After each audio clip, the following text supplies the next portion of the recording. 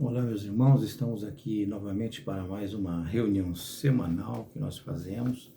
Nós damos as aulas das escolas bíblicas das Assembleias de Deus e hoje o nosso assunto é ídolos na família. Nós já estamos tratando nesse trimestre a respeito de família e hoje nós teremos a aula sobre os ídolos na família. Mas, meus irmãos, eu deixei a aula passada sem falar do ciúme de Deus. Nós falamos sobre o ciúme da vida do ser humano, né? Mas deixamos de falar do ciúme de Deus para que não houvesse ali uma mistura sobre o que era explicado com relação aos homens e com relação a Deus. Então, nós estamos agora dando uma explicação a respeito disso tudo. Para não causar o que? Confusão na aula da semana passada, nós separamos o ciúme na vida dos homens e o ciúme, como é dito na palavra de Deus, que ele tem ciúme de nós, né? E muitos perguntariam, ou perguntaram, ou ficaram com essa questão na cabeça. Então, hoje nós vamos falar um pouco a respeito destas coisas. Então, pela revista das Assembleias de Deus, meus amados, a aula da semana passada ela ficou completa, tá? Então não ficou faltando nada, eles não pediram para falar sobre o ciúme de Deus, mas eu me sinto na obrigação de tratar esse assunto com os irmãos aqui, um pequeno espaço apenas para poder esclarecer essas coisas, né? Porque muitos vão ficar com essas dúvidas e vão até perguntar. Mas eu já li, meus amados, que Deus tem ciúme de nós. Inclusive tem um louvor que fala sobre isso, né? Tem ciúme de mim, né? E eu não poderia deixar de falar sobre isso a vocês. Muito bem, vamos tentar explicar da maneira mais simples e coesa possível. O ciúme, ele é uma obra da carne, como nós já falamos, é pecado, mas... E o ciúme de Deus? Quando a Bíblia nos fala do ciúme de Deus, ele teria também este sentimento humano pecaminoso? Então nós vamos ver isso ali em Ezequiel 8:3, né? Quando ele diz que estendeu ali a semelhança, né, de uma mão que tomou ele pelos cachos, ou pegou pelo cabelo, né? E o Espírito levantou ele da terra e levou ele até Jerusalém, em visões, até a entrada da porta do pátio de dentro, que olha para o norte. Não podemos esquecer disso, porque nós já estudamos isso em outras aulas, né? Onde estava colocada a imagem do ciúme. A imagem do ciúme aqui se refere à estátua de outros deuses, né? A estátua de Deus. E isso provocou o ciúme de Deus. Então, em Ezequiel nós temos esse texto. Ou seja, dentro do templo havia um ídolo que provocou o ciúme de Deus, conforme está nas Escrituras, né? Em Ezequiel 8:5 também, meus amados, ele diz assim: Filho do homem, agora os olhos para o norte, né? Levantei os olhos para lá, e eis que do lado norte, a porta do altar, estava uma imagem de ciúmes à entrada, ou seja, estava ali o ídolo que provocava esse ciúme também, aqui em Ezequiel 8:5. Né? Portanto, nós vemos que realmente o ciúme do Senhor está escrito, consta ali, e da mesma maneira como consta quando se fala do homem. Então, nós vemos que realmente esse ciúme está escrito na Bíblia, não é verdade? Veja que esse texto ele mostra o quê? A idolatria do povo. Esse texto que eu acabei de ler, então ele mostra a idolatria do povo. Eles estavam distantes do caminho do Senhor. Até mesmo dentro do templo, né? Vocês até lembram que nós estudamos isso, eles estavam ali dentro do templo adorando estátuas, adorando ídolos, né? Isto posto, então, nós vemos e entendemos esse ciúme de Deus. Ele tem ciúme de nós, né? Como está escrito no texto sagrado. Então, o humano nós já estudamos a semana passada, então hoje nós vamos falar especificamente desse ciúme de Deus. Não adianta eu querer trazer apenas uma pequena lembrança para os irmãos aqui. Vamos lembrar então que o ciúme no homem ele é obra da carne, ele é doentio, ele é desequilibrado, desequilibra a sua mente, desequilibra você espiritualmente, né? Leva você a atitudes descabidas, leva você a ter sentimentos egoístas, possessivos, né? Então, o ciúme de Deus seria diferente? Seria diferente o ciúme de Deus? Nós precisamos aprender, então, antes de tudo isso, uma palavra chamada antropomorfismo. Antropomorfismo, que é o quê? É um conceito de teologia que é muito usado. Eu vou repetir a palavra, é antropomorfismo. Ou seja, antropo significa homem. Antropo significa homem. E morfismo vem de forma. Tá ok? Antropo, homem, morfismo vem de forma. É simples assim. É uma palavra difícil, mas é de muito simples entendimento. Ou seja, é uma linguagem figurada, né, para falar de Deus, como se ele tivesse forma, como se ele tivesse membros, como se ele tivesse órgãos, e como se ele tivesse também sentimentos humanos. É claro, né? Então veja que nós só vamos conseguir compreender a Deus pelo nosso vocabulário. Pelo nosso vocabulário, né?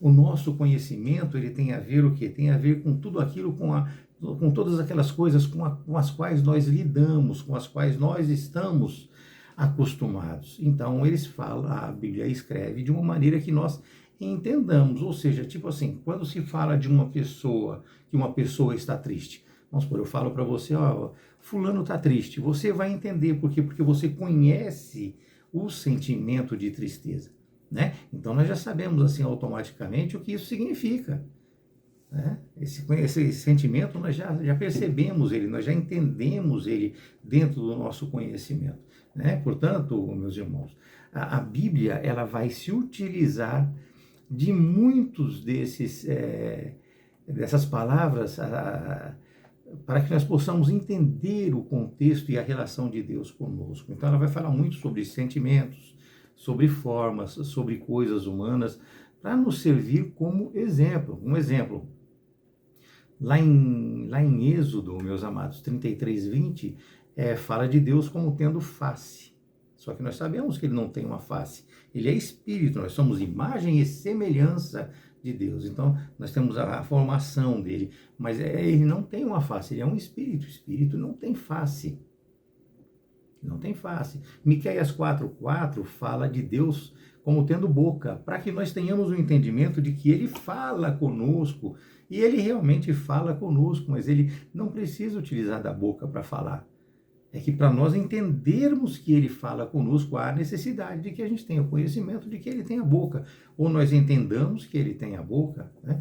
Jó 34:21 fala que ele tem olhos, e realmente nós temos que entender que ele tem olhos, só que nós temos que entender também que ele é onisciente, ele está em todos os lugares, então ele enxerga tudo ao mesmo tempo, então é uma forma que para nós é loucura, mas a gente sabendo que ele tem olhos, a gente entende que ele está olhando para nós. O Salmos 17:6 fala o quê? Fala que ele tem ouvidos, então nós podemos falar com ele porque ele nos ouve, porque ele tem ouvidos, mas nós sabemos que ele é espírito.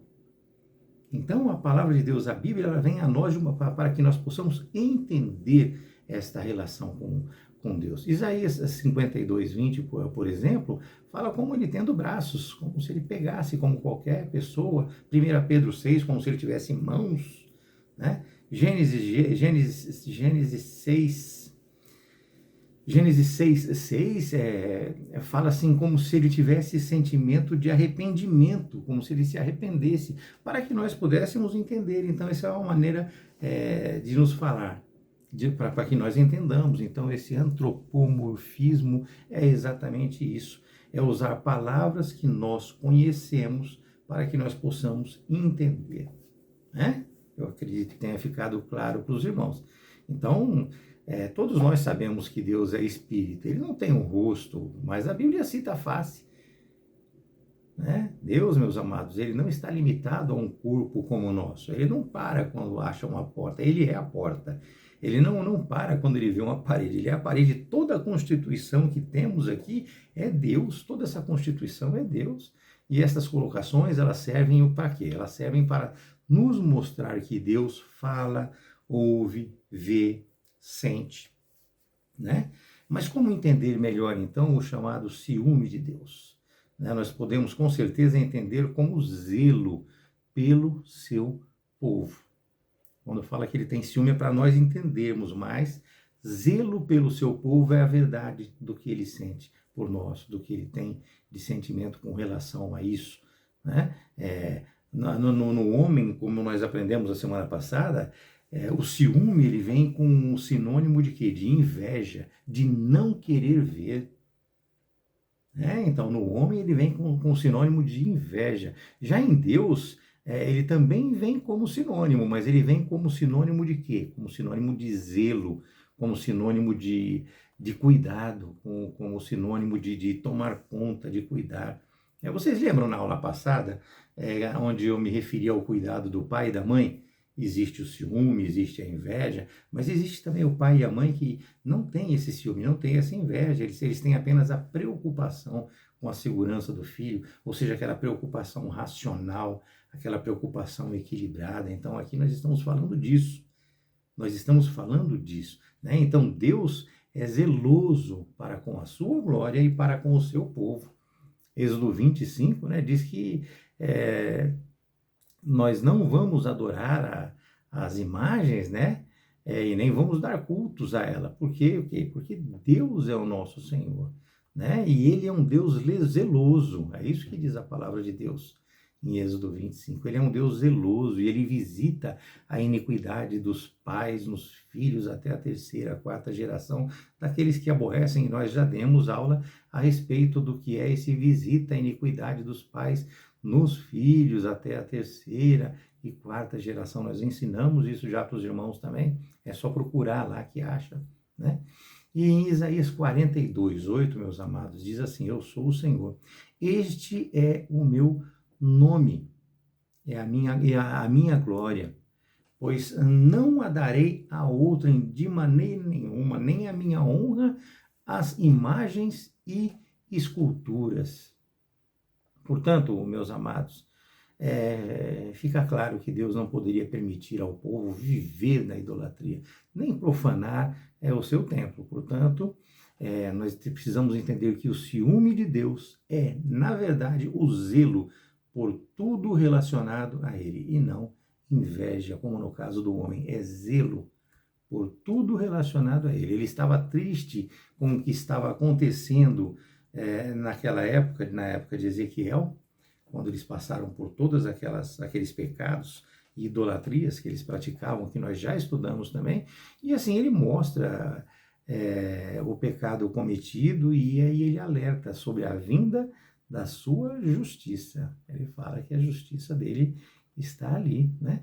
Todas essas ações, meus irmãos, geraram o que? Um zelo fervoroso, este zelo de justiça que viria sobre o povo de Deus, se ele não se arrependesse. Um zelo de justiça. Este zelo serviu de alerta, de repreensão, de tentativa de restaurar o povo antes da aplicação da justiça. Deus é longânimo, Ele dá oportunidade, Ele fala, espera e continua dando oportunidade até a hora que o cálice transborda, né? Este zelo ele serviu de alerta e, infelizmente, ali não resolveu.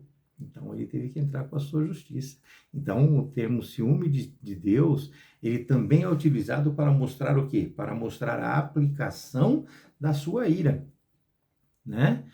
Quando Deus faz justiça, como lido lá em Ezequiel 16:42, né? Desse modo satisfarei em ti o meu furor. Ou seja, a justiça dele vem e ele vai se satisfazer porque ele veio para corrigir, né? E aí aquele ciúme dele, como está escrito no texto, aquele ciúme vai se apartar de você, ou seja, vai aquietar a ele e ele jamais se indignará novamente.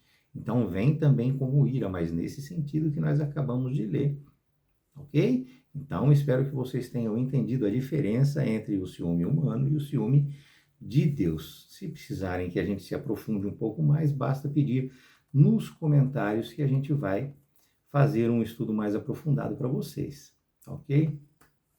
Mas, meus irmãos, hoje então nós iniciando agora a nossa aula, nós analisaremos através de 2 textos que estão sugeridos para leitura na revista da EBD, a questão da adoração de ídolos. A questão da adoração de ídolos. Primeiro eu gostaria de deixar claro que você ter uma estátua na sua casa decorativa ou um quadro decorativo, isso não é pecado, né? Isso não é pecado, desde que não tenha ali uma representatividade que é endeusada por homens ou por você. Coloca ali na tua casa uma estátua do maligno, de espíritos maus, alguma coisa que representa isso. Um exemplo, um elefante com a cabeça de um ser humano, entre outras coisas, quer dizer, são considerados deuses para muitos homens, então você tem que não pôr isso na sua casa. Mas não é pecado você ter uma estátua na sua casa que você goste, que é uma estátua decorativa, né? Decoração é decoração, tá ok? Decoração é decoração. Estátua que é adorada ou para adoração é diferente. Isto posto, meus irmãos, vamos iniciar então. Eu não vou fazer a leitura com os irmãos, mas o texto está em Gênesis 31, de 17 a 19 e 33, e Juízes 17, de 1 a 3 e 5. Tá ok? Então, essa é a leitura sugerida pela Escola Bíblica. Um desses textos, meus amados, é onde Raquel, esposa de Jacó, se sentindo injustiçada pelo pai, ela furtou alguns ídolos. Então, eu não li o texto, meus irmãos, vocês leiam em casa para que vocês possam entender, tá ok? E no outro é onde Mica, o eframita, ele construiu ídolos, fazendo até um santuário para eles na sua casa. Ok? Então nós vamos ler esses dois, nós vamos entender esses 2 textos assim. E assim nós falaremos das formas sutis que a idolatria pode entrar em seus lares, tá ok? Causando o quê? Causando grandes prejuízos e levando a família a cometer pecados, né? Mas como podemos definir a idolatria? É uma coisa bastante complicada para explicar para os irmãos, mas é simples de entender, né? Eu entendo que é somente a Deus que nós devemos adorar, né? O Pai, o Filho e o Espírito Santo, sendo esses apenas um Deus, um só Deus, né?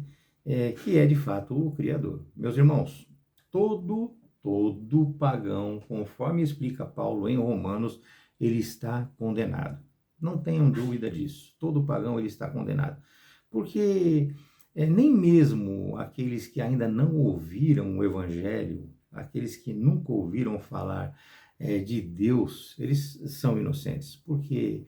Porque Deus ele se revela às pessoas primeiro pela consciência.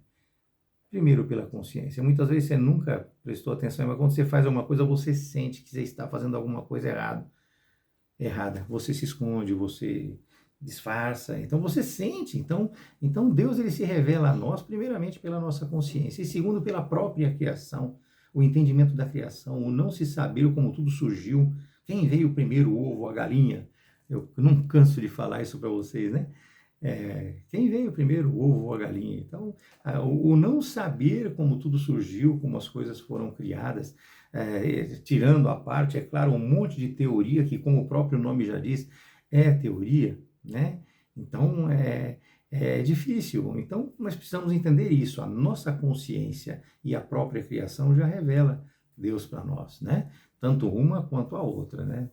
E a combinação das duas também, nós deveríamos saber que há um Deus, não existe dúvida nesse sentido, né? Este Deus, ele é santo, ele é justo, ele é reto, e esse Deus também não é a natureza, como estão querendo dizer hoje aí, estão querendo apresentar a natureza como um Deus e que nós fazemos parte dessa natureza, que quando a gente morrer, a gente vai virar luzinha de pirilampo, que nem tem passado na televisão aí, e vai se agregar nas plantas, ou vai subir, virar estrelinha no céu. Isso é o que estão tentando apresentar para as pessoas hoje em dia, mas não é isso, né? Nós devemos aprender a render graças a Deus durante toda a nossa vida, porque existiu um início, né? Ocorre que muitas pessoas elas sufocam essa semente de conhecimento de Deus que está dentro do nosso coração. Elas apertam isso e assim elas abrem espaço para quê? Para adoração de ídolos. Simples assim, meus irmãos. Para adorar a ídolos, né? Para a criação de deuses, né? E eles criam deuses segundo a nossa imagem e semelhança de animais, ou somente animais, homem misturado com animal, uma coisa absurda. E assim Deus acabou, por fim, entregando a humanidade a seus próprios desejos, né? Ele entregou o ser humano às suas próprias paixões de tanta idolatria, de tantos problemas. Nesse sentido, ele deixou que as coisas passassem a acontecer livremente de acordo com aquilo que o homem quer trazer para dentro dele, né? Quando você entrega a adoração a seres criados ou objetos, artistas, jogadores, isto se torna uma idolatria. Já entrei um pouco na família aqui, né? Quando você na sua casa, na sua família, adora um time de futebol, amanhã ou depois você pode estar morto no meio da rua. Por quê? Porque a briga por escolha de um time vai te trazer um transtorno muito grande, senão uma surra. E assim vai, meus amados. É muito difícil esta relação, muito difícil esta relação com as coisas que nós vemos hoje. Ou seja, é uma pessoa que cultua, admira exageradamente, que ama intensamente alguma coisa humana ou que está aqui no mundo, é um idólatra que presta culto aos ídolos, às imagens que representam divindades, por extensão, venera pessoas ou coisas. Exemplo, um cineasta, ele adora o cinema. Quantas vezes você ouve na televisão um cineasta falando assim, o cinema é o máximo, o cinema é isso, o cinema está acima de todas as coisas. E é isso que acontece, a idolatria do cineasta ao cinema, não é verdade? A estes basta que se diga que algo é sagrado, né? O cinema é sagrado, né? Para que eles permitam ali a exploração de certos espertalhões da fé do povo. Então, vão usar de artifícios para explorar a sua fé, para te destruir, para te derrubar, né? Vejam que dentro de um lar também se faz cultos a pequenas estatuetas ou terafins, do hebraico, que significa, terafim significa ídolo familiar. Nos dias de Israel, se deixava de servir a Deus, Yahvé, e se escondia dentro de casa estatuetas de Balaíns, meus amados. De Balaíns. E é desta maneira. Balaíns é parte da mitologia da Mesopotâmia, da Pérsia. Nós temos também Astarotes, que é a principal divindade feminina dos fenícios, Moloque, que é um deus dos amonitas, entre tantos outros que nós vemos por aí. Mas vejam o que Deus disse através de Isaías sobre isso, né? No capítulo 42, no versículo 28, ele fala que ele é o Senhor é o nome dele, né? E a minha glória, né? Porque ele não vai dar a outrem de maneira nenhuma, nem a honra a imagens e esculturas. Então não existe, é somente a Deus a honra e a glória que nós devemos dar. E hoje nós estudaremos, meus amados, a idolatria dentro de casa. Serão duas histórias distintas. Elas vão relatar sobre convívio, sobre problemas gerados quando deixamos de seguir a Deus, né? E adotamos assim a idolatria para o nosso convívio e relacionamento natural. Veja que devemos lembrar que isto trará a justiça de Deus. Não se esqueçam. Lembram do ciúme, como nos fazem entender? Ou o zelo de Deus, né? No início desta aula nós falamos sobre isso, né? E hoje nós analisaremos duas histórias, como eu já falei, que mostrarão os problemas gerados quando deixamos de seguir a Deus.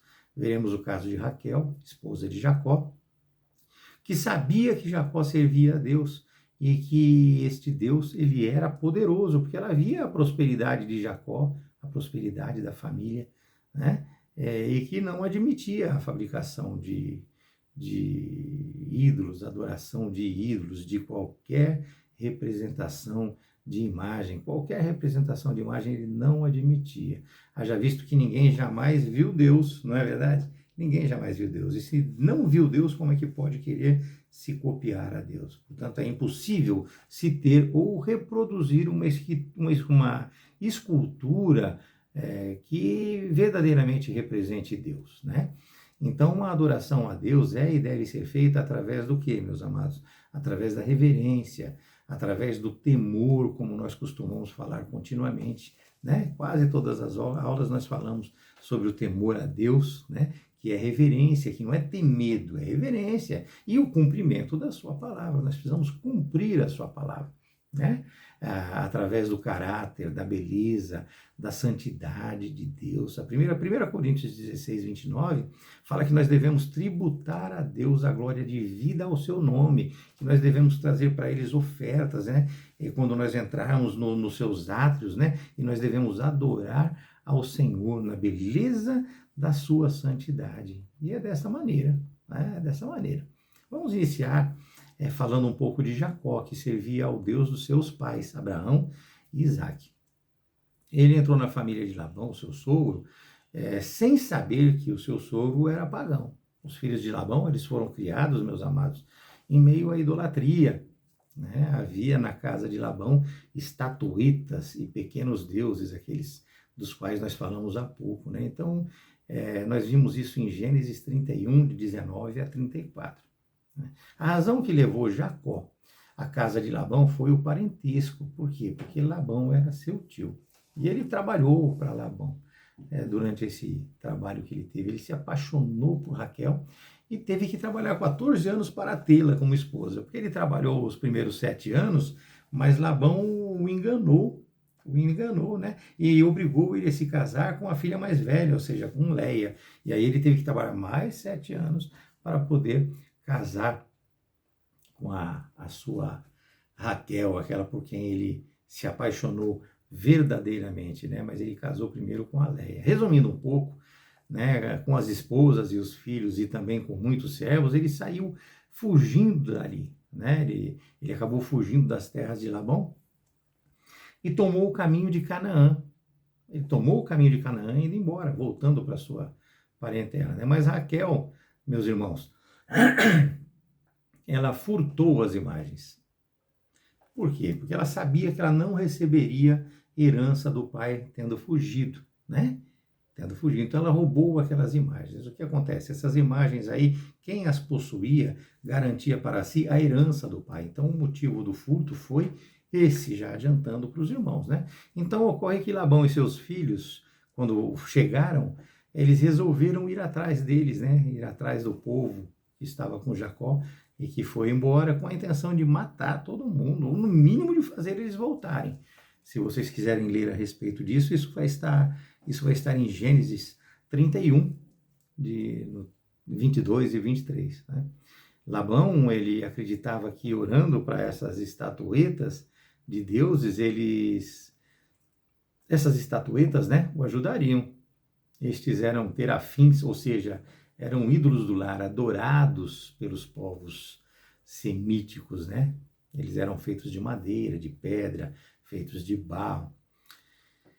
Entendam, meus amados, como eu acabei de falar, então, que o furto, ela pegou aquilo porque ela queria ter direito à herança e como estava fugindo, ela não teria, né? Então, esse também era uma representatividade. Isso você não vai achar na Bíblia.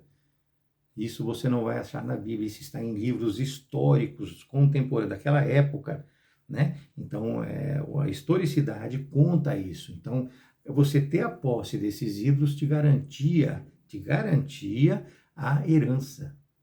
A herança, o pai daria aqueles ídolos como garantia de herança. Ela subtraiu e pegou eles, que seriam, sim, realmente a moeda de troca, ou seja, ela teria direito, assim, a herança. Então, esse foi o motivo dela, né? E ela fez isso sem o conhecimento de Jacó. Jacó não sabia que ela ia furtar esses ídolos, né? Porque o motivo da fuga de Jacó foi o quê? Foi o seu sucesso na multiplicação do seu rebanho em relação ao seu tio. Deus abençoou ele, Raquel viu isso.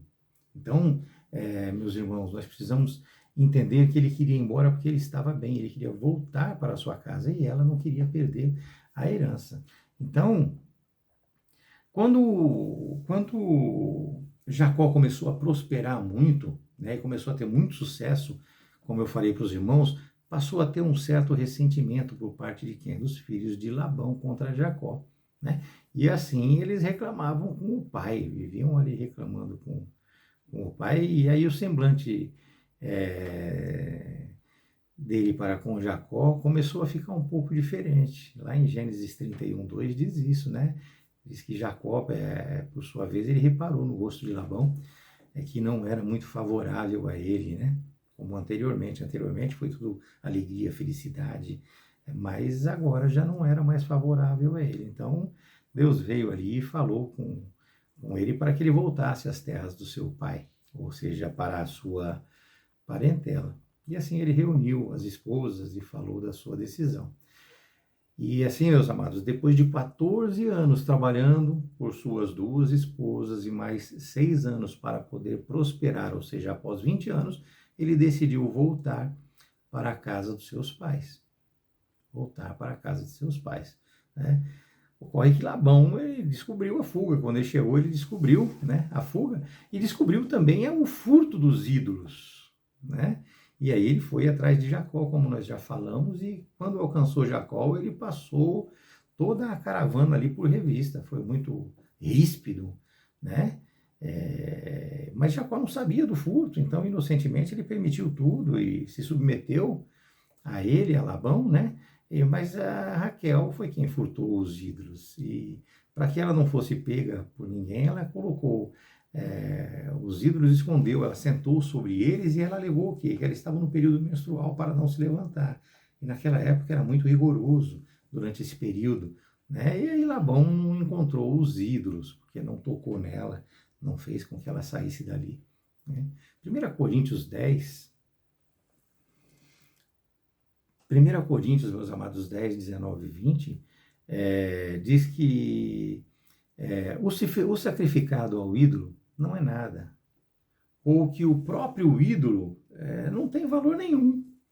Antes, né, as coisas que eles sacrificam, que é sacrificado a eles, é sacrificado, na verdade, a demônios, né? A demônios, e não a Deus. E eu não quero que as pessoas, assim como vocês, comecem a se tornar tipo como associados a demônios. É isso que diz a palavra de Deus. Não quer que você comece a ofertar demônios, né? Então eu trago aqui para nós, para os dias de hoje, e naquela época também, é claro, nós vemos aí o furto dos ídolos com esse intuito, né? Então eu vou trazer como referência para nós aqui o dinheiro, né? Muitos colocam o dinheiro acima de tudo, inclusive acima do reino de Deus. Jesus ele nos ensinou que nós não podemos, meus amados irmãos, servir a dois senhores. Isso está na palavra de Deus em Mateus 6:24. Não há como servir a dois senhores. E só tem uma menção na Bíblia Sagrada que fala sobre dois senhores. Está lá em Mateus 6:24. É certo? É que no sentido que ele fala aqui é no sentido de influência do ser humano. Ou seja, o ser humano fraco e carnal como permite que o dinheiro influencie na vida dele tanto ou mais até do que Deus. O ser humano, infelizmente, está desse jeito. Desse jeito. Nós sabemos que muitos, né, inclusive cristãos, eles escondem o seu ídolo particular, eles carregam dentro deles o seu ídolozinho particular. Aí nós precisamos lutar contra isso, né? Eles cometem pecados achando que ninguém vê, mas Deus ele vê tudo, meus amados. Ele é onisciente, ele é onipresente, nós sabemos disso, né? Raquel, ela de uma maneira geral, ela fingia servir a Deus. Ela fingia servir a Deus, mas ela tinha um lugarzinho ali para guardar os seus ídolos familiares, inclusive dentro do seu coração. Não tenho dúvida disso, né? Quantas pessoas hoje são agredidas e até mortas devido a um time de futebol, como eu já falei, né? Ou para se conquistar alguma coisa, Nós vemos aí tantas coisas na televisão, na mídia, fez isso para poder roubar aquilo, né? Eu falo aqui também hoje, meus amados, e acrescento, como nós já falamos em aulas anteriores, sobre ganância. Sobre ganância, ou seja, obter algo a qualquer custo. Obter algo a qualquer custo. Não interessa o que eu tenha que fazer, mas eu vou conseguir, né? Eu falo aqui do ego elevado da pessoa que quer colocar, que quer se colocar acima de tudo, se colocar acima de todos, né? Ou seja, a idolatria sobre si mesmo, né? Muitos deixam de cultuar a Deus para irem a um show pagão. Lembre-se, meus amados, que todo cuidado é pouco. Todo cuidado é pouco. Afinal, o que é mais importante na sua vida? Eu deixo aqui essa indagação. O que é mais importante na sua vida? Nós temos, devemos e podemos sim ter uma vida normal, gostar de coisas, gostar de pessoas, amar pessoas, mas nós precisamos ter dentro de nós a quem nós devemos verdadeiramente adorar, com quem nós devemos verdadeiramente estar relacionados espiritualmente, e não com qualquer coisa. Hoje em dia nós idolatramos qualquer coisa que nos beneficie, e agora eu me excluo disso, e quero excluir você também, que eu tenho certeza que você não se permite isso. Não é porque a pessoa te traz um benefício, ou porque uma coisa vai te trazer um benefício, que se você vai idolatrar essa coisa, né? Meus amados, então nós precisamos tomar muito cuidado. Não esqueçam a indagação, né? O que é mais importante na sua vida? O que é mais importante? O que você dá mais importância? Né? Nós falamos um pouco já de Jacó, vamos falar agora um pouco de Mica, né? Embora o seu nome significa quem é como o nosso Deus, quem é como o Senhor, nosso Deus, ele não honrou a Deus com a sua vida, em momento nenhum, né? Não honrou, sem traços morais no seu agir e reagir. Ele fingia servir a Deus, vejam bem, amados. E nós vivemos hoje muita dissimulação, muitas pessoas são dissimuladas. Então ele finge servir a Deus, mas de fato nocivo, né? De fato é uma pessoa insensível, inclusive no sentido espiritual mesmo, uma pessoa nociva, perniciosa. Ele está ali para se beneficiar de alguma coisa, mas não está verdadeiramente sendo espiritual e se relacionando com Deus, né? Na sua época, na época de Mica, existia uma independência entre as tribos de Israel, ou seja, cada uma fazia o que queria, eles estavam sem compromisso nenhum com as leis de Deus. Juízes 17:6 nos fala isso, fala que naqueles dias lá não havia rei em Israel, cada qual fazia o que achava reto aos seus olhos, né? E Israel, ela isolou-se do Senhor e começou o quê? Começou a viver na idolatria, na mesma idolatria das nações pagãs. Isso você vai achar em Juízes 2, de 10 a 13. Juízes 2, de 10 a 13. Eles faziam cultos para obter favores materiais, mantinham ídolos caseiros, abandonavam os valores morais, valores éticos do Senhor. Mica, meus amados irmãos, ele chegou inclusive a roubar a própria mãe. Chegou a roubar a própria mãe. Ele apareceu no cenário após o sepultamento de Sansão, né? Ele surgiu ali das montanhas de Efraim. O texto nos apresenta ele como tendo uma casa de ídolos. Juízes 17:5 nos fala dessa maneira. Vejam então, meus irmãos, que a sua mãe não sabia que era ele que a tinha roubado. E assim ela começou a lançar maldição, maldição, maldição. Sobre quem? Sobre quem tinha roubado. E ele, sabendo-se roubador, né, e temendo as pragas proferidas, o que ele fez? Ele foi lá e devolveu o produto do furto para a mãe. Confessou a ela o seu pecado, né? E a mãe retirou assim a maldição. Inclusive, meus irmãos, ela deu uma parte da res furtiva para que se fizesse imagens para a casa de Mica. Ela deu uma parte do que havia sido furtado para ele fazer algumas imagens para a sua casa, né? E assim eles montaram uma casa de deuses, mas eles afirmavam sempre servir o Deus de Israel, né? Mas como nós já vimos, não era assim. Cada um fazia o que queria, como já vimos. Não adianta você com a sua boca falar que serve ao único e verdadeiro Deus e com os seus atos você não agir desta mesma maneira, né? Então, é difícil entender uma pessoa que se comporta desse jeito. Ela, em vez de buscar a transformação, em vez de buscar o socorro em Deus, ela vivia de uma maneira dupla. Ela falava uma coisa como se faziam os fariseus, né? Como faziam os fariseus. Inclusive, meus irmãos, ocorreu aqui agora que ele mandou até fazer um éfode, ou seja, aquele manto litúrgico utilizado pelos sacerdotes, se quiserem anotar o nome, é éfode, né? Usado pelos sacerdotes, né? Mica, meus irmãos, ele pegou o seu filho e separou o seu filho para quê? Para que ele fosse sacerdote na sua casa. Mas, passado algum tempo, apareceu um levita que não tinha onde morar e Mica o convidou para morar na sua casa. E assim, esse levita se tornou o sacerdote da sua família. Está lá em Juízes 17, de 6 a 13. E mesmo assim, com a sua casa cheia de deuses, ou seja, de pequenas divindades, eles dava ali assim ao seu possuidor, né, aquela falsa sensação de prosperidade, de cura e soluções para aquelas crises domésticas que eram vividas naquela época, né, meus amados? Nós precisamos ver agora que em ambos os casos estudados, nós vemos uma forte influência pagã nos lares. Inclusive, nos primórdios da igreja do primeiro século, João se deparou com estes mesmos problemas e a dificuldade de abandoná-los. Aconselhando os mesmos a respeito, João disse: filhinhos, guardai-vos dos ídolos.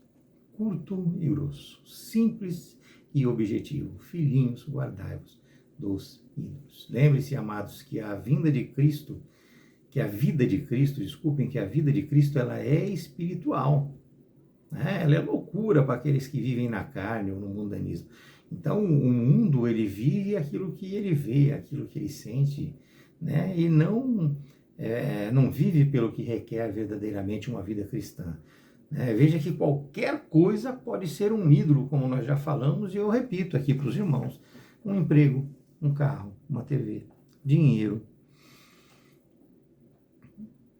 um filho, vou até adicionar um adendo sobre filho, um pai, e até mesmo um estilo de vida, né? Veja que tudo que requer lealdade e honra acima de Deus é idolatria, meus amados. 1 Coríntios 8:4 diz que no tocante à comida sacrificada a ídolos, sabemos que o ídolo de si mesmo nada é no mundo e que não há senão um só Deus, né, por meio do qual vieram todas as coisas. 1 Coríntios 8, 5 e 6 nos fala isso. Embora tudo isso, o mundo tem o quê? Tem a tendência a endeusar pessoas em detrimento de Deus, endeusar pessoas em detrimento de Deus, meus amados. Nós precisamos tomar muito cuidado com isso. Naquela época existia a dificuldade de se livrar dos ídolos e das estatuetas. Já hoje, meus irmãos, pensaram que eu ia falar que é mais fácil, né? É pior ainda. Hoje, meus amados, é muito pior, porque os ídolos, além de serem essas estatuetas, eles ainda são aqueles que você carrega dentro do seu coração. É o dinheiro, é aquele o eu mesmo, eu sou, eu posso, eu faço, primeiro eu, depois o resto. E a palavra de Deus não ensina assim. Ensina que você tem que socorrer a todos, ser humilde, atender a todos, e aí você vai ser um todo com todos, né? Então, mas hoje é isso, hoje é esse eu mesmo, você aprende a adorar pessoas, a adorar coisas. Nós precisamos nos livrar de tudo isso, meus irmãos. Né? E nós precisamos aprender a sermos verdadeiros adoradores de Deus.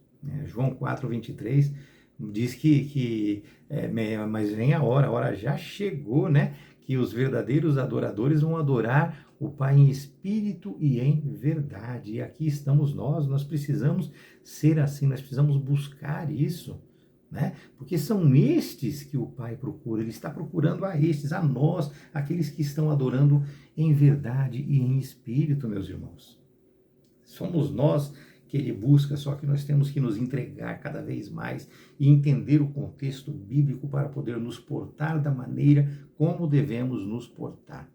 Já falei várias vezes para o irmão e para os irmãos que diga, né? Nós temos que ser bons e não bobos.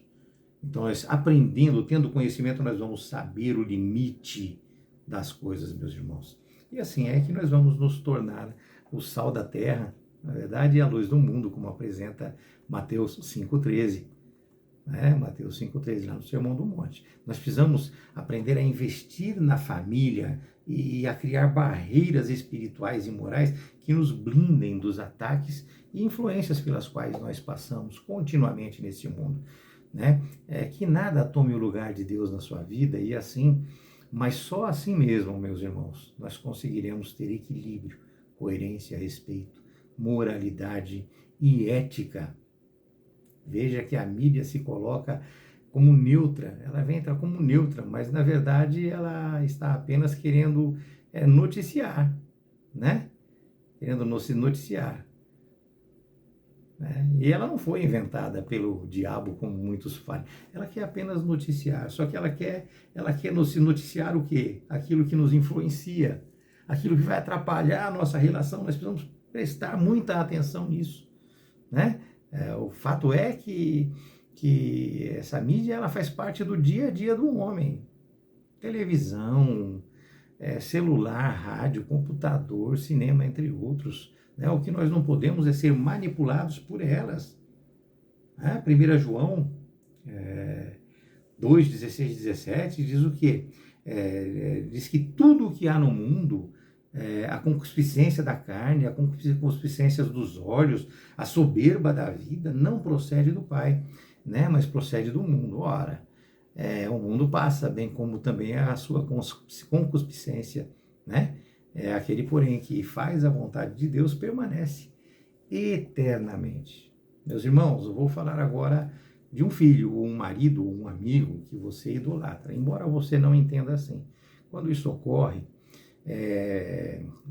você permite tudo, você permite que ele fique totalmente à vontade.